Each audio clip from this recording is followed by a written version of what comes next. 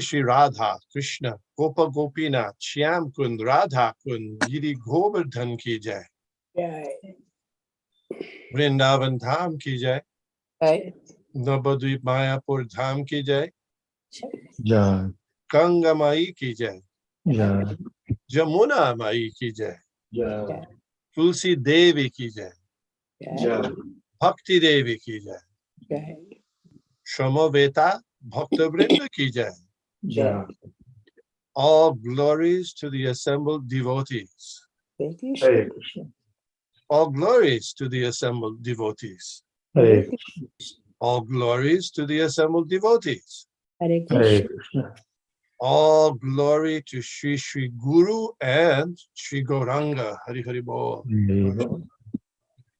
Nama Om Vishnu Padaya Krishna Prishtaya Bhutale Srimate Bhaktivedanta Shami Iti Namane. Namaste Saraswate Deve Gauravani Pracharini Nirbhishesha Shunyavadi Paschatya Deshatarine. Mother Golokananda Priya, are you there?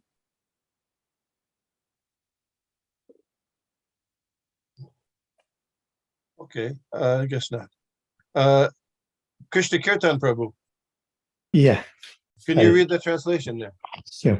She's on the call, but I can read. Okay. I didn't hear her. Chant, chant, Radha Krishna. Everyone chant. Lord Chaitanya and Lord Nityananda came dancing through Nadia. They gave these teachings. Chant, chant, Radha Krishna. Everyone chant. You are caught up in a whirlpool of senseless action and are sinking lower and lower. Chant, chant, Radha Krishna. Everyone chant. If you just understand that the spirit soul is the eternal servant of Krishna, you will never have any more sorrows. Chant Hare Krishna and your eyes will fill with tears and your body will feel transcendental shivering. Chant, chant Radha Krishna. Everyone chant. Simply chant Radha Krishna and join with us. Those are the only alms we beg. Chant, chant Radha Krishna. Everyone chant. All dangers will be gone when that name is chanted, says Bhaktivinoda Thakur. Chant, chant Radha Krishna. Everyone chant. Thank you very much. Om Namo Bhagavate Vasudevaya. Om Namo Bhagavate Vasudevaya. Om Namo Bhagavate Vasudevaya. Om Namo Bhagavate Vasudevaya. Om Namo Bhagavate Vasudevaya. Om Namo Bhagavate Vasudevaya. We're reading Sri Caitanya Caritamrita, Adi Lila, chapter 10, the branches of the tree of Lord Chaitanya. And here we are, text 162. এক এক শাখার শক্তি অনন্ত মহিমা সহস্র বদনে যার দিতে নারে সীমা. Each and every branch of Sri Chaitanya Mahaprabhu's devotees has unlimited spiritual power and glory. Even if one had thousands of mouths, it would be impossible to describe the limits of their activities.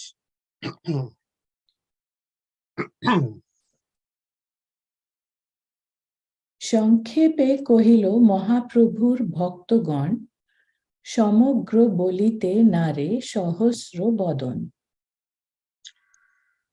I have briefly described the devotees of Lord Chaitanya Mahaprabhu in different places. Even Lord Shesha, who has thousands of mouths, could not list them all. Shrirup Raghunath পদে যার আশ চৈতন্য চরিতামৃত কহে Krishnadas. Praying at the lotus feet of Sri Rup and Sri Raghunath, always desiring their mercy, I, Krishna Das, narrate Sri Caitanya Caritamrita following their footsteps. Purport. Thus end the Bhaktivedanta purports to Sri Caitanya Caritamrita Adi Lila 10th chapter in the matter of the main trunk of the Caitanya tree and its branches and its sub-branches. Om Gyanati Mirandasya Gyananjana Shalakaya Chakshurun Militam Jena Tasmai Shri Gurave Nama. Shri Chaitanya Manobhishtam Sthapitam Jena Bhutale Swayam Rupa Gadamahyam Dadati Shapandantikam. Jai Shri Krishna Chaitanya Prabhu Nityananda Shri Advaita Gadadhar Shivashadi Gaur Bhaktivinoda. Hare Krishna, Krishna Krishna, Hare Hare, Hare Rama, Rama Rama, Hare Hare. Before speaking, I'd like to ask the blessings and permission of the devotees, particularly those who are senior by age, advancement in Krishna consciousness. Thank you. Thank you all.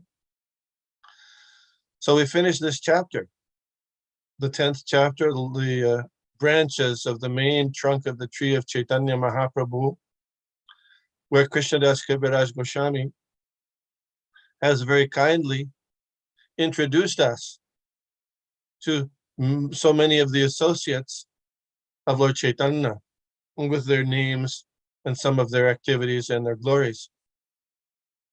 So this is a great opportunity for us. Just like, have you ever gone to a party or a gathering and you're introduced to people, and then sometimes you might forget their name on the way second time around? Does that ever happen?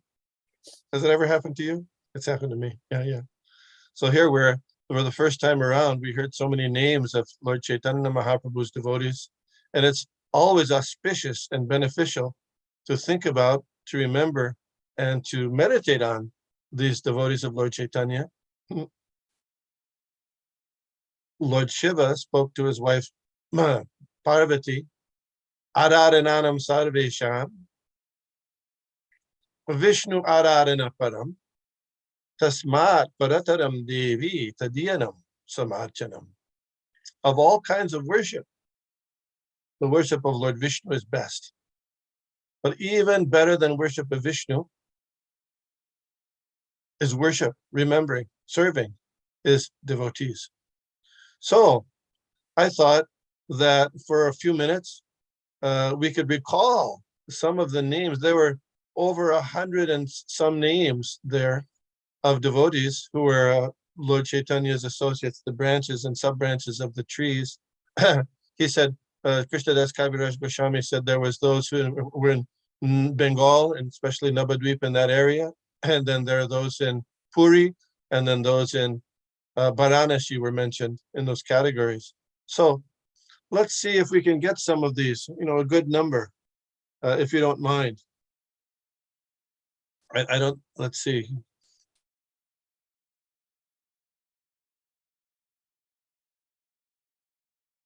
Do we have anybody remember any of them? How about we divide, like maybe from Bengal first, then Jagannath Puri, then you're saying like that? Yes. Good. That's right.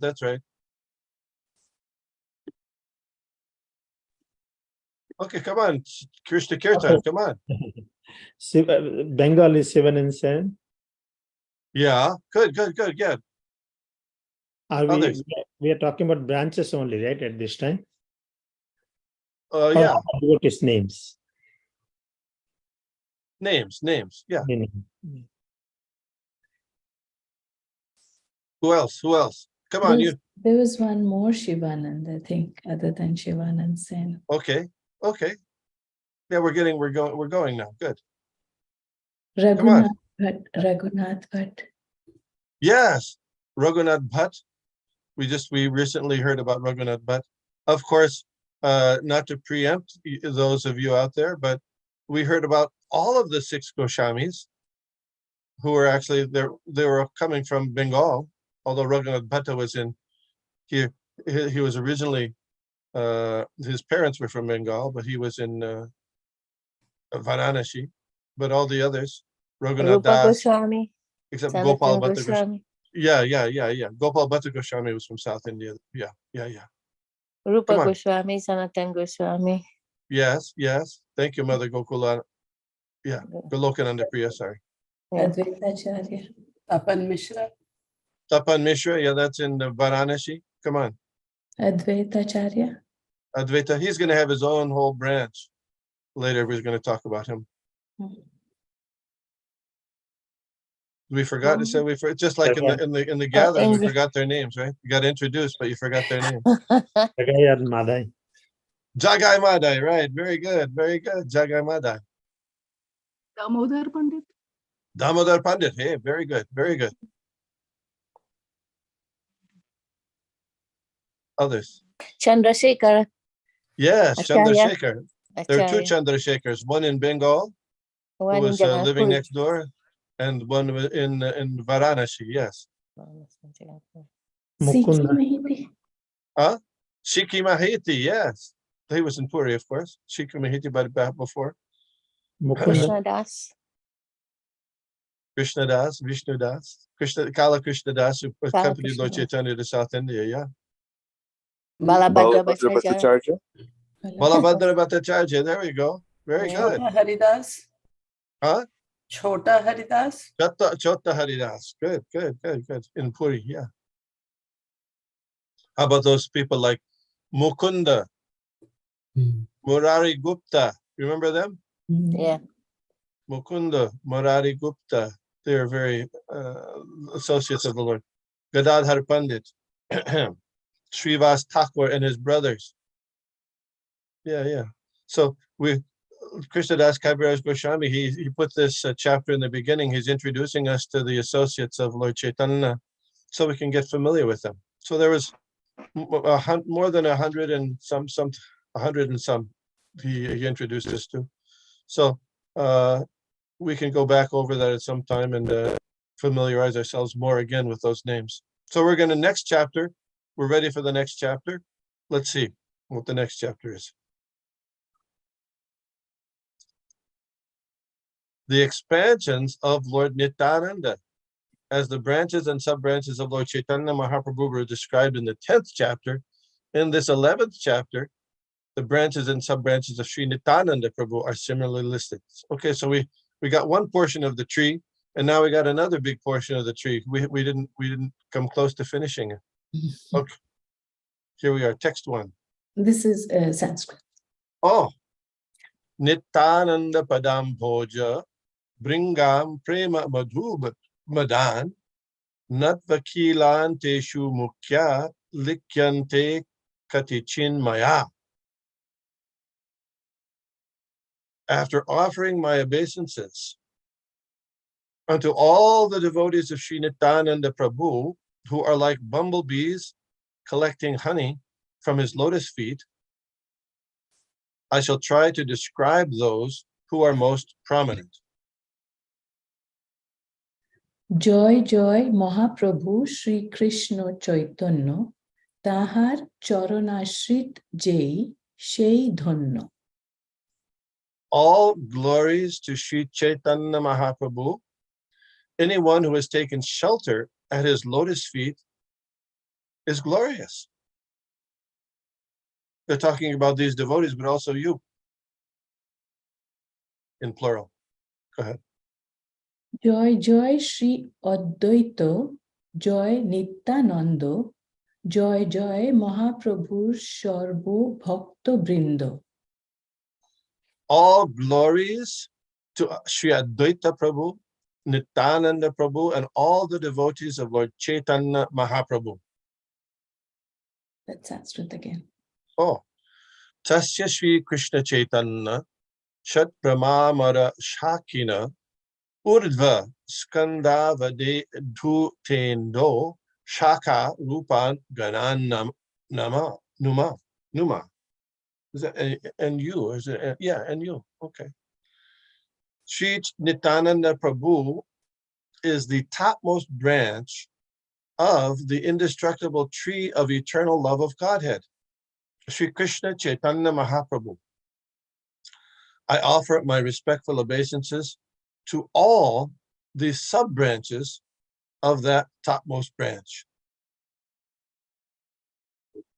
Shri Nityananda বৃক্ষের স্কন্দ গুরুতর, তাহাতে জন্মিল শাখা প্রশাখা বিস্তর। Sri Nityananda Prabhu is an extremely heavy branch of the Sri Chaitanya tree. From that branch grow many branches and sub-branches. So what is the word for heavy here?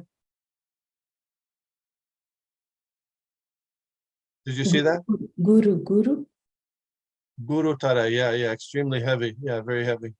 So guru has two meanings. Yeah, so heavy in a material sense and also in a spiritual sense. Guru means heavy teacher. Next verse. মালাকারের ইচ্ছা জলে বাড়ে শাখাগণ, প্রেম ফুল ফলে ভরি ছাইল ভুবন।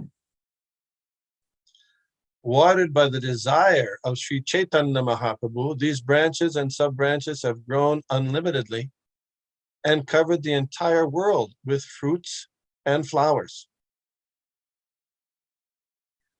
অসংখ্য অনন্তগণ কে করু গণন, আপনা শোধিতে কহি মুখ্য জন।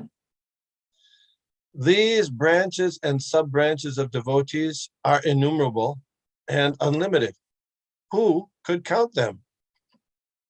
For my personal purification, I shall try to enumerate only the most prominent among them. Purport. One should not write books or essays on transcendental subject matters for material name, fame, or profit. Transcendental literature must be written under the direction of a superior authority, because it is not meant for material purposes. If one tries to write under superior authority, he becomes purified. All Krishna conscious activities should be undertaken for personal purification, apana shodhite, not for material gain. Next verse. Shri Virabhadra গোসাই স্কন্দ মহাশাখা, তার উপশাখা যত অসংখ্য তার লেখা। After Nityananda Prabhu, the greatest branch is Virabhadra Goswami, who also has innumerable branches and sub-branches. It is not possible to describe them all. Purport. Srila Bhaktisiddhanta Saraswati Thakur writes in his Anubhashya,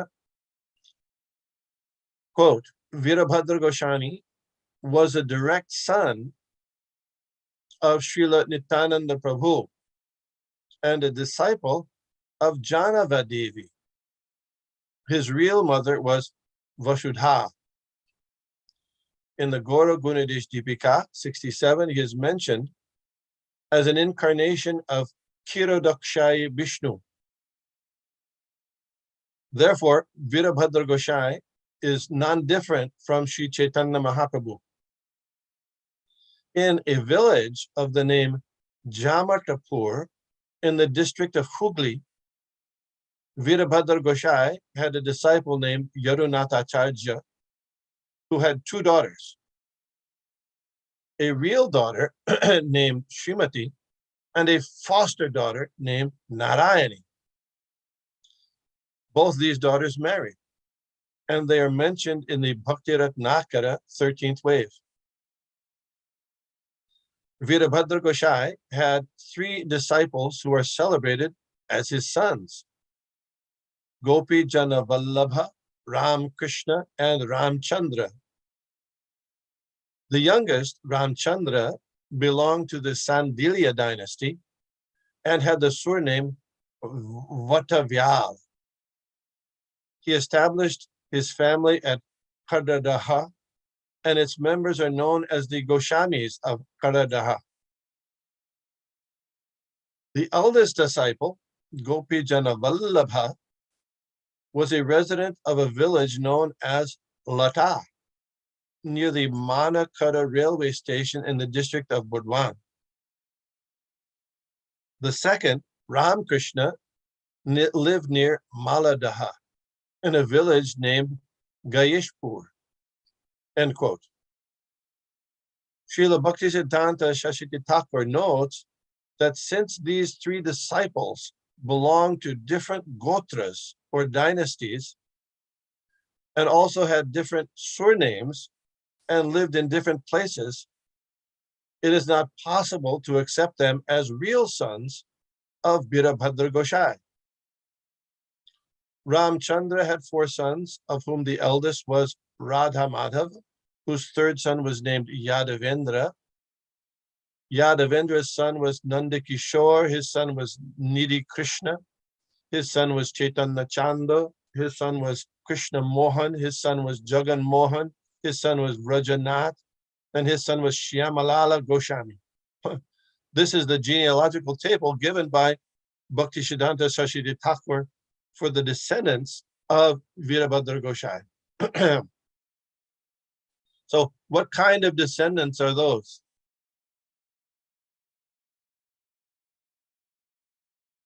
Family? Disciplic. Disciplic descendants. Yeah. Not family descendants. So that's a very interesting point. I'll read a little bit. Here's a Srila Prabhupada's comments during a Srimad Bhagavatam class.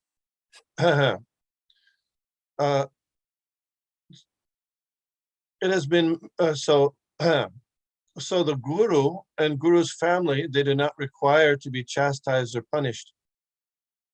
This is a class on when the Pandavas arrested Ashvatthama after he killed their sleeping sons. So the guru and the guru's family, they do not require to be chastised or punished. It has been misused in so many ways. In Bengal, just like they say Nityananda Vamsh, coming from Nityananda. So Nityananda had one son, Virabhadra, but Virabhadra did not marry. So there is no dynasty by Shemana. By Nityananda Vamsh means by disciplic succession. So sometimes extra advantage was taken as Nityananda Vamsh. But people have got respect for such thing, dynasty. So not only it is now, but from time immemorial, Guru's dynasty. Even in the Mohammedan religion, there is such sentiment. Muhammad and his dynasty, Hussein, they are taken very respectfully. So considering all points, the Guru's respect must be maintained. That is the sum and substance of this instruction. So that's a interesting point about, in Islam, they have various branches, but 2 main branches are, that? What are they? Shias and Sunnis. Yeah, Shia and Sunni. So Sunni and Shia. So the Sunnis are considered to be descendants or following the disciples or the mostly royal disciples of Muhammad. And the Shias, like Srila Prabhupada mentions, are from Hussein, which was the husband of one of the daughters of Hazrat Muhammad. So that goes, this method of giving importance to the family of the Guru is there in different religions. So I was doing a search about Nityananda Vangsha and Virabhadra Goswami. So Srila Prabhupada mentions here in this purport the Bhakti Ratnakara, 13th wave, is mentioned about these daughters. So I have a translation of the Bhakti Ratnakara. So I thought I'd read that about them. Now you can. So Virabhadra Goswami, Nityananda Prabhu had 2 wives. They were both daughters of Suryadas, Saraleka. The older one was named Vasudha, and the younger was named Janava. And they were both given to Lord Nityananda Prabhu in marriage. Lord Nityananda never took sannyas. He was living as a brahmachari, and then later he married those two wives. And by the older wife, Vasudha, they had a son and a daughter. The son was named, what was the son's name? Veerabhadra. That's right, Virabhadra. And the daughter's name was Ganga Devi. So later, this Virabhadra, he was initiated by the other wife, Janava. And so he was like the disciple of Nityananda Prabhu's other wife. So, okay. So another name for, sometimes Virabhadra is also called Virachandra, Virchandra, same person. And sometimes Mother Janava is called Sri Ishwari. So that's here. Sri Ishwari visited the village of Jamatapur near Rajbalahata and stayed at the house of one of her servants. There she met the Brahmana known as Yadunatacharya, right there. You remember him? Yeah. Whose devotion increased immensely by her association. Yadunath Acharya's wife, Lakshmi, was a very humble and submissive lady. She had two very beautiful daughters named, what were the names? Srimati. Yes, Srimati and Narayani, yeah. By the arrangement of Sri Ishwari, these two girls became the fortunate wives of Virachandra Prabhu. What do you make of that?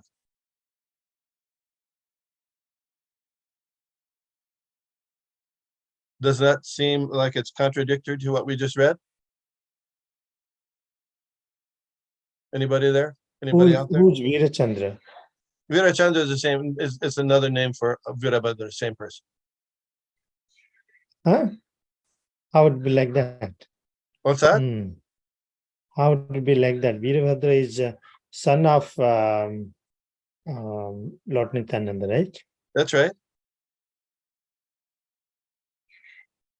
So how And is it that Virabhadra is getting married when we just read that he never got married? How is that? What do you make of this? So I read that from this Bhatti Ratnakara. I thought, well, let me check to see what other places say. So I went to Dandavats.com. You know Dandavats.com? Has anybody ever gone on Dandavats.com? yeah, once in a while I go. Yeah. So there's one article on Virabhadra Goswami, and there it says he got married also.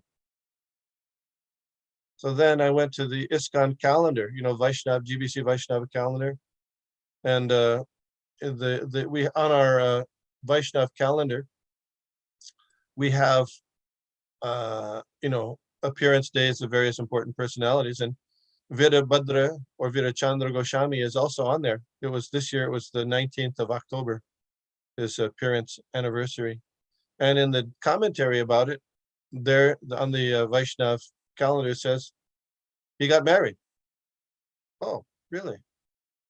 So then, so that's Bhatti Ratnakara, this version, the GBC calendar, the Dandavats.com article. I thought I'd check ISKCON Desire Tree. They have a few things on Virabhadra. Also there it says. So what do you make of this? It seems like it's contradictory, right? Can you help me here? What do you think?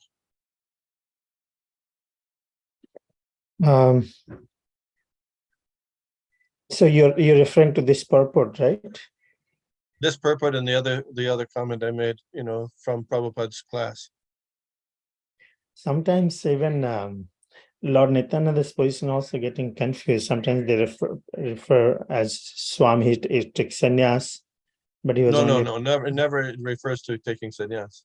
yeah, but he's as a which one? Chaitanya Bhagavata. I see. I don't know how the compiled translated is. but as they're referring as a sannyas. So, but he never took sannyas, but he was a mendicant. Then he took Yeah, Brahmachari. Brahmachari, yeah. Yes, but Nityananda Swarup, this is a Brahmachari name, yeah. somehow it's mentioned there as a sannyas. I don't know how. I can. There's different commentaries and different translations, yeah. Yeah. Prabhu, can you please read Prabhupada's class again? Sorry. So, okay, that's okay. Maybe It we said, missed Srila something. Prabhupada said that Birabhadra never got married. It says, that's what he said. Okay. And that's what I had remembered that. So here we have two conflicting ideas. What's the big deal? I mean, whether he's married or not married, what's the effect on us today? Is there any effect? What does it matter? Does it, maybe it's a little detail, who cares, right? But one of the activities and important preaching missions of Srila Bhaktisiddhanta Saraswati Thakur was to stop the preaching of the Sahajiya sects who were saying that only they had access to Bhakti Yoga. And among those Sahajiyas were the Nityananda Vansh. Nityananda Vansh means the family of Lord Nityananda. So here, in this purport, Srila Prabhupada is quoting Srila Bhaktisiddhanta Saraswati Thakur in his Anubhashya. That's the Anubhashya is the commentary of Srila Bhaktisiddhanta Saraswati Thakur on the Caitanya Caritamrita. So there, Srila Bhaktisiddhanta Saraswati Thakur is making a point, if you followed here, that these supposed sons of Virabhadra Goswami are actually disciples. And he points out that they couldn't be sons because they're coming from different gotras. You follow? Different gotras means that different families. So they can't be the same, it can't be the sons of Nityananda. They must be the disciples of Nityananda. The Sandilya dynasty is a group of Brahmins that come from Mithila. So that's their origin. We don't have any evidence that the forefathers of Lord Nityananda came from Mithila in Bihar. So he's making that point. And part of the reason he's making the point is because his preaching against the Nityananda Vanshas, that they had a monopoly on devotional service, and only somebody who follows the Nityananda, takes initiation from the Nityananda Vansh, can become a Vaishnava. Do you follow? Does that make sense? Or am I completely off the wall? Yes, makes sense, Prabhu. Okay, so this is for Srila Bhaktisiddhanta Saraswati Thakur. He was preaching strongly, saying that there is this supposed family member family dynasty coming from Lord Nityananda is untrue. It's not correct. It's false. So then, how is it that we find in so many places that it's there? Any ideas? So is it something that they could have doctored it or changed it so that they could fit the narrative of keeping the control that they wanted? Good point. Certainly, that's something one would come up and one might think.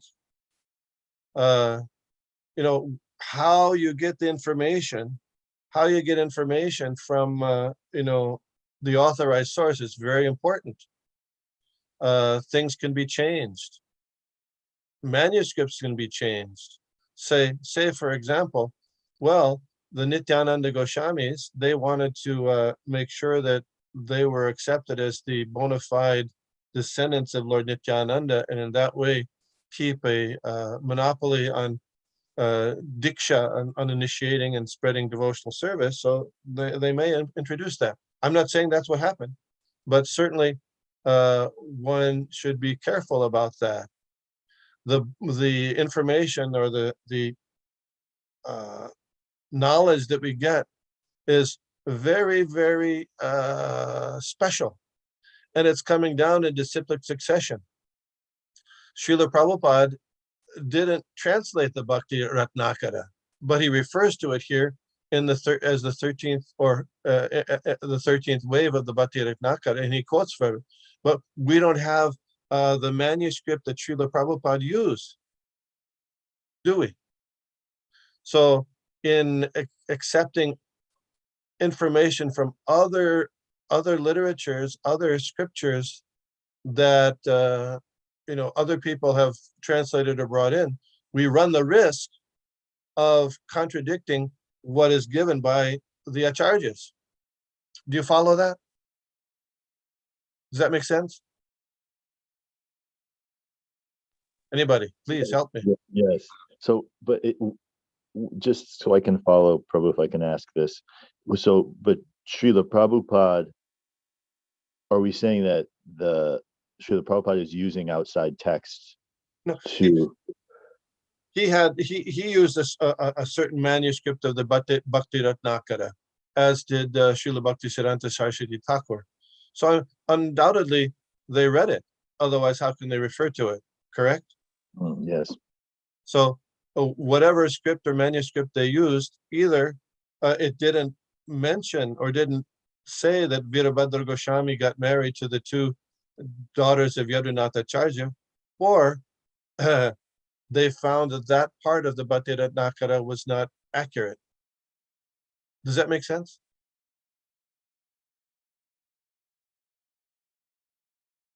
No? Yeah, makes sense. But is your point is if Virabhadra Goswami did not get married, where the Vansa came? That's your point also. That's what Srila Prabhupada says, and that's what's referred to. That's what's referred to here. And then we find in so many places, even in ISKCON literature, things that are reports saying other things. Things that say that he got married. So I'm kind of pointing out a danger that we have in ISKCON, that we're taking books that are not translated or given by Srila Prabhupada or the acharyas, and we're changing things that Srila Prabhupada or Srila Bhaktisiddhanta says. Does that make sense? So for practical purposes, for neophytes like me, you're saying that when Srila Prabhupada is referring to Bhakti Ratnakar in this purport, we take it, but then on my own, I should not go find Bhakti Ratnakar. I would say translation. One should be very careful. Yeah, so I am, in my being careful, I understand that I'm very limited in my understanding. So I'm asking just for myself. Yes. For me to stick to this purport, not go on doing my own research with books that I know are not translated or authorized by Srila Prabhupada. I agree that he's referring to Bhakti Ratnakar here. So Bhakti Ratnakar is a valid book, authorized book, but I don't have the capacity to. Which version of the Bhakti Ratnakara was Srila Prabhupada using? Is it the same version that this person who translated, or the persons who wrote about in the Dandavats.com or in the GBC Vaishnav calendar? Is it the same one? Well, the reason I said that we have to be very careful, because if we don't know, sometimes it's taken place that the other manuscripts that you get contradict what's already given by the acharya. And that can cause a problem. So one should put the primary sources are especially important. Secondary sources can be used, but we should when we cite the secondary sources, we should be very careful that they're consistent with what the primary sources say. Does that make sense? And unfortunately, that's not always done. I was reading about a Mahabharata that one devotee was written, and in that Mahabharata, he was talking about how when Dronacharya was causing havoc in the Pandava army. So they didn't know what to do. Krishna then told Yudhishthira that he should say that Dronacharya's son Ashwatthama had been killed in the battle. You know this, right? Yeah. So Yudhishthira hesitated to follow Krishna's instruction. Finally, after some time, he did announce it in the battle. And then Dronacharya became disconsolate and kind of put down his weapons. He didn't want to fight anymore, and then he was killed. So he said, the devotee said, well, so because Yudhishthira Maharaj told a lie, up until that point, his chariot was always a little bit above the earth. You know, it wasn't touching the ground. But because he told a lie, therefore, it went down to the ground. Have you ever heard that before? Did you ever hear that before? Yeah. Yeah. Two different opinions here, right? Because he did not accept Krishna's words. That's why it touched the ground. By other people, because he lied, it touched the ground. Yeah, people can have many different opinions. But we want to know what the acharyas say, isn't it? That's what Right. we can bank on. That's what we can know is true. We can. That's our system of knowledge. Evam parampara praptam imam raja shiyo vidu sakale mohata yogunashta paranta. If you don't get the knowledge through the parampara system, then it gets splayed out. Everything gets weird. So, what do the acharyas say about that? The acharyas don't say that because he told a lie. Acharyas say because he hesitated to follow the order of Krishna, thinking that he was there was a higher principle of morality than following the order of the Supreme Lord. Dharmat tu sakshat bhagavat pranitam. The order of God, that is religion. But hearing this devotee, I was surprised that he had said this in his version of the Mahabharata. So that means that he didn't know what the acharyas said, or he thought the acharyas made a mistake, which is dangerous. That's why I said take secondary or secondary sources, tertiary sources, one has to be very careful to make sure that the understanding of the points being made is consistent with the primary sources. And that means you have to know the primary sources pretty well.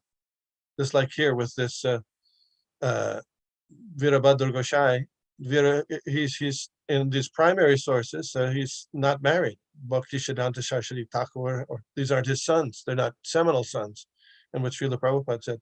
But somehow, in various places, and even in ISKCON, they're contradicting what the acharyas say, which is dangerous. Anyway, that's my point. Is it an important point? Yes, very risky Yeah. and very dangerous.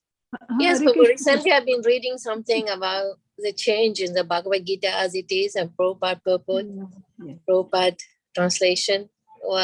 What's your opinion about it? So I know some of the devotees that just want to read the recent Bhagavad Gita. They will read the version 78 version. 75, 72. It was first printed in 72. 22. The full one was in 72. Yeah. Well, Yeah. the BBT has written a whole book about the edits in the Bhagavad Gita, and it's I don't know if you've read that book. It's a very good book. One may not agree with some of the changes that were done. For example, in the original printing of the Bhagavad Gita, Lord Krishna has said, is addressed as the Blessed Lord says. You know that? You remember that? The Blessed Lord Yeah. says. And in the edited version, or the updated edited version, it said that the Supreme Personality of Godhead said. So they made a change. The Blessed Lord said, and the Supreme Personality of Godhead said. So they say, well, Srila Prabhupada approved this. Well, actually, there's letters that Srila Prabhupada said he didn't want, the Blessed Lord said. Okay, so he wanted the Supreme Personality of Godhead said. So many of the supposed changes that were given in the updated, edited version are justified by directly Srila Prabhupada's comments on those things. Not all of them, but many of them. So it would be anybody who would like to know about that, they should look. So the version of the editors of the updated editing of the Bhagavad Gita is that they were trying to make the version closer to what Srila Prabhupada had originally given or originally said. For example, there are many purports that were mixed up from one verse to another. And there were many purports where half of the purport was left out. So should they remain left out, or should they be introduced or put in where they were supposed to be kept in, or were initially intended to be kept in by Srila Prabhupada? So these kinds of things are there. Not that I agree with all the changes or the edits given, but I think that the vast majority of them, by reading that and considering all of them, the vast majority of them are following what Srila Prabhupada gave in his original. The original is, with some of it, it was written on a paper, and some was dictated. And they have the original papers, and not all of the original papers, but most of them, and some was the original dictation tapes of it. So most of it is more close to the original than the first version. Does that make sense? Yeah, only confusion is why they have to go, why they don't make changes in one time and do it. Why they keep on every year coming up different version. I think that's when this change will stop, when they will get into perfection. That's the point also, is there. As far as I know, they haven't made more since 1981. They haven't changed. They haven't changed since No. 1981? No. Okay, What happened at that time, just a little bit of history. What happened at that time, Macmillan was the first printer of the Bhagavad Gita. So Macmillan printed it, and then they they printed some million copies. And then ISKCON wanted them to print again, but they weren't so they weren't so interested in printing a large quantity again. So ISKCON waited until the copyright of Macmillan was over. And so then ISKCON printed the second one. So prior to printing the second time, these edits were discussed, and all the edits were compiled in a book and sent out to all the GBCs, all the sannyasis, all the temple presidents to review and to consider and to vote on at the next Mayapur pilgrimage in Gaur Purnima day. That was 1981, perhaps 1981 or 82, I don't remember. Anyway, so and then it was voted on. All those edits were voted on, and practically unanimously they were approved at that time. So, and that's when it happened. So it wasn't just one person doing it. It was that's how it happened. But Vishnugada Prabhu, from what I was reading, I mean, Srila Prabhupada, I mean, he assigned an editor because the vastness of the translations, he couldn't possibly edit and translate and do all of those duties that were vital to having it published. So, I mean, yes, like Jayadeva Swami was the primary editor, and that's the Well, there were whole two purpose of editors. it. There were two editors. The Right. first editor was Hayagriva, I agree with Prabhu. Yeah. and the second editor was Jayadvaita Swami, and then another editor was along with that was Dvivida Prabhu. So Mhm. in the first Bhagavad Gita, because Hayagriva, he became a Hayagriva Swami later. He wasn't that familiar with Sanskrit, Right. so there was some difficulty with, for example, there's But one he was a verse where, PhD like in English literature, from what I remember, and he was good with the language to try and translate from what Srila Prabhupada meant to say or was saying into a language that's more familiar to, the US population. Basically trying to get a clean version of the translation on published. Yes, he did a good job. Yes. But then there were some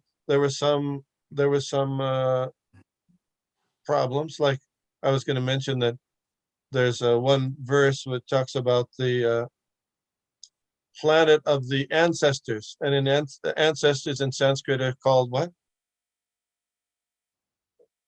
Pitraloka? Pitris, the Pitris, Pitri, Pitri and Pitri Loka, Pitri. So Hayagriva put it, there's the planet of the trees, Pitris, right? Pitris. You translate. So, things like that. They're just mistakes. Just mistakes. Okay. And as Gopi Varma Prabhu was saying, that Prabhupada, he didn't edit everything. He had his editors to do that. He was doing lots of stuff. Anyway, so I mean, we can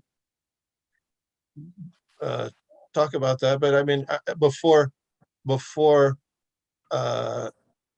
discussing it, deeply, I would behoove devotees to read the little book that is printed by the BBT about those edits of the Bhagavad Gita, and to see why they made those edits. And most of them are from trying to get back to what Srila Prabhupada originally said in his commentary, either on paper or as recorded on his dictaphone.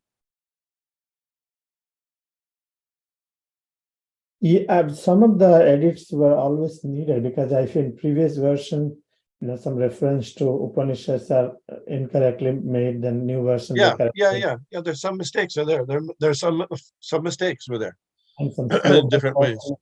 Slokas also has been done mistake, and the English. Interestingly, many of the mistakes that were printed in the first version of the Bhagavad Gita were not mistakes if you look in what Prabhupada originally wrote. Just the editors, they got something mixed up. So that's an interesting point. So what about the comment of other disciple of Srila Prabhupada, like Garuda Prabhu, Hridayananda and the Maharaj? They all like bona fide, you think? What do you mean? If you want to study Bhagavad Gita, can you take reference from them? Because Hridayananda and the Maharaj, he translated all the Sanskrit literally, and Srila Prabhupada translated a little bit different. Yeah, well, Srila Prabhupada was very proficient in Sanskrit, and Hridayananda Maharaj he studied Sanskrit at Harvard University. I have to accept if there's a difference between what Srila Prabhupada says and what Hridayananda Maharaj says, I have to accept what Srila Prabhupada says. And how do we know that? Well, we have to see, you have to look carefully at what was given. So, with Garuda Prabhu, I know that there was a group of people who got together and wanted him to do another version of the Bhagavad Gita because he's a scholar of Eastern religions and things like that. So the BBT and Garuda have been discussing that for some time. I don't think they're on the same page, but I think the BBT also prints the old version of the Bhagavad Gita as well. in case you didn't know. There's some people who are want that. Both Bhagavad Gitas can elevate your consciousness. There's no question about it.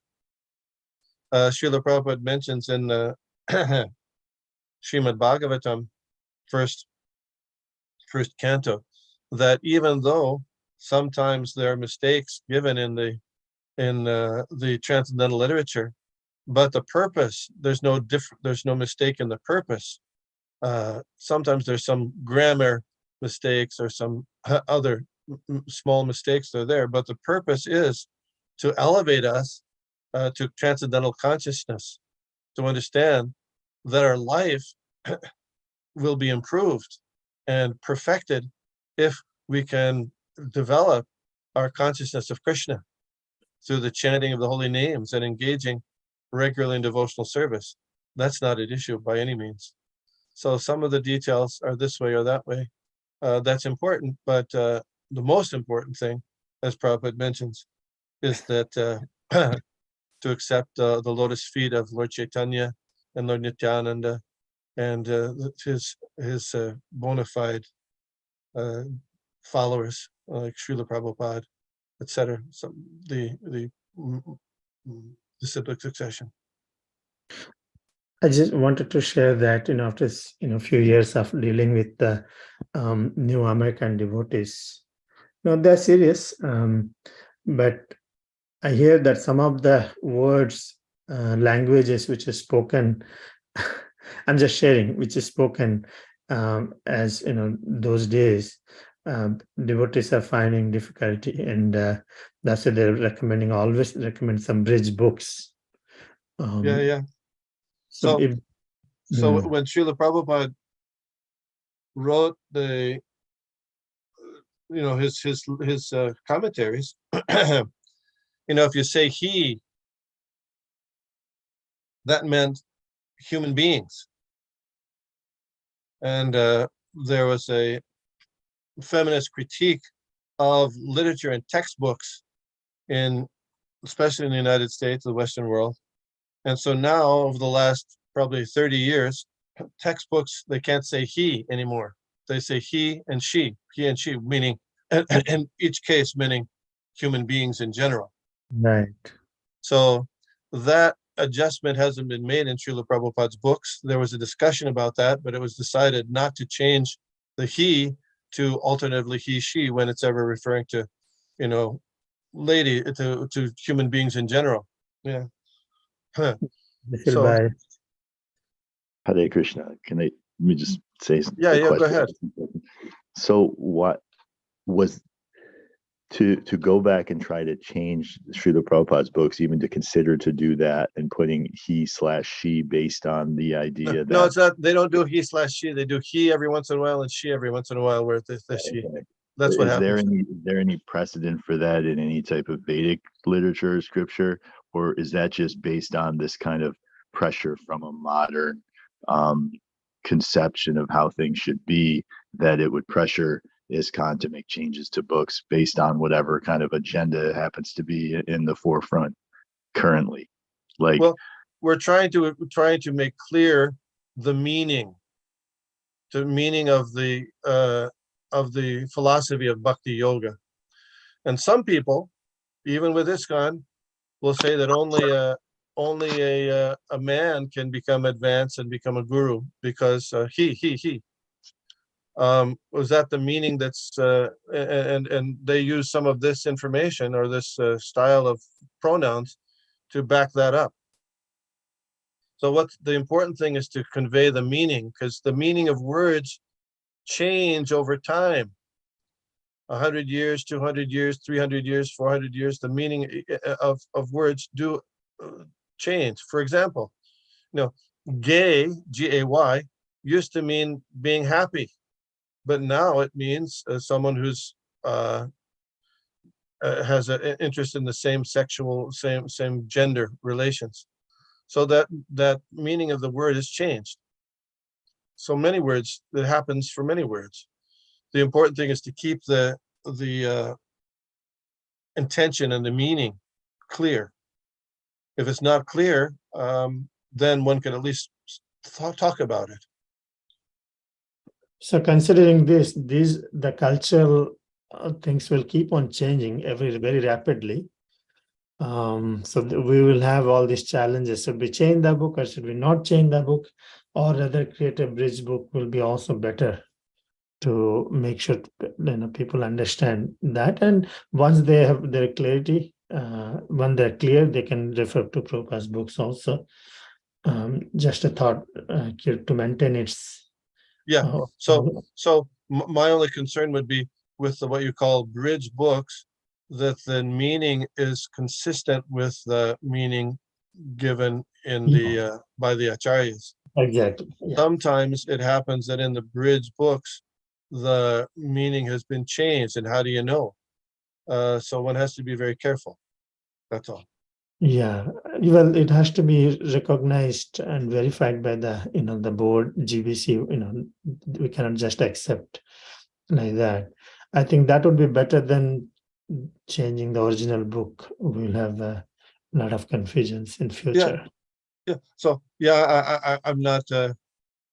We can advocate this. I'm just telling you what we were talking about, this particular incident with a particular situation with Virabhadra Goswami and whether he was married or not married.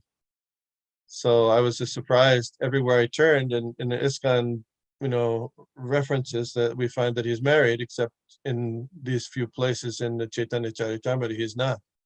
So it was surprising to me because, if it is a mistake, that to say that he was married, as noted here by Srila Bhaktisiddhanta and Srila Prabhupada, then it's very interesting that it's proliferated to so many different places, even within the ISKCON, ISKCON sources of information, which I am bringing attention to just because I think that's something you have to be really careful about, if that makes sense. What do you think? Yes. Hare Krishna. Yeah, and Hare Krishna. I think Srila Prabhupada also in general referred to many of his dear devotees as sons and daughters, from what I was reading. So I mean, it's not in a literal sense, in a disciplic way. He showed, some of the devotees that were instrumental that passed away early. He showed a lot of remorse and affection towards them, like Jayananda Prabhu, who Yes. formed the first Ratha Yatra in San Francisco. I think they still have a photo of him on the Ratha Yatra itself, the Yes. card. So it's not in a literal way. It's just I would imagine it's in a more disciplic, affectionate way of addressing individuals. Good point. Your good point. Yeah, just like here. So these disciples are sons, but not sons in the seminal sense, but sons in the disciplic sense. Yes, like Srila Prabhupada you're mentioning. Good point. Thank you. Anybody else? Hare Krishna Prabhu. Hare Krishna. Mother Suma.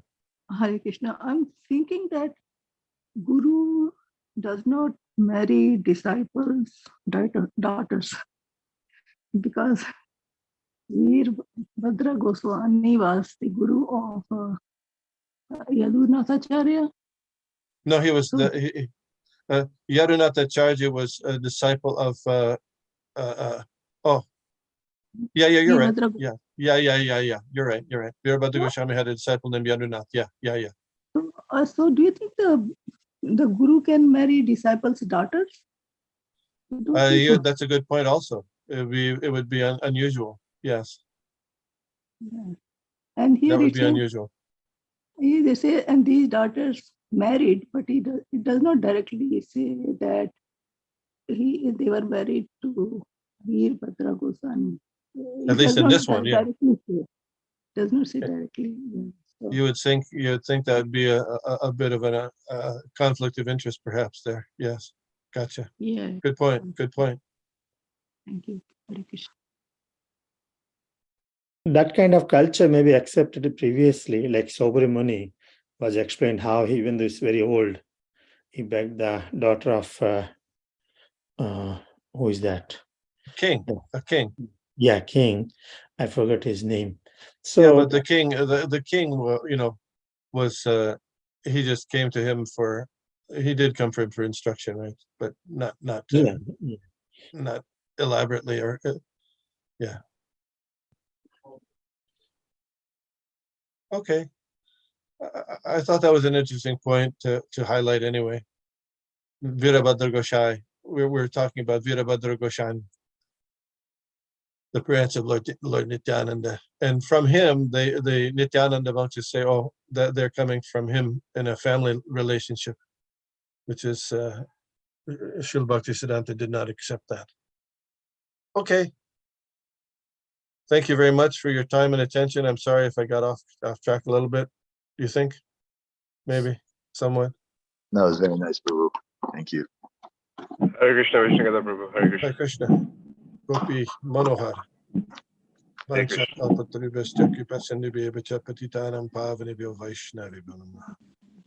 Thank you, Vishnugada Prabhu. Hare Krishna. No, thank Hare you. Krishna, everyone.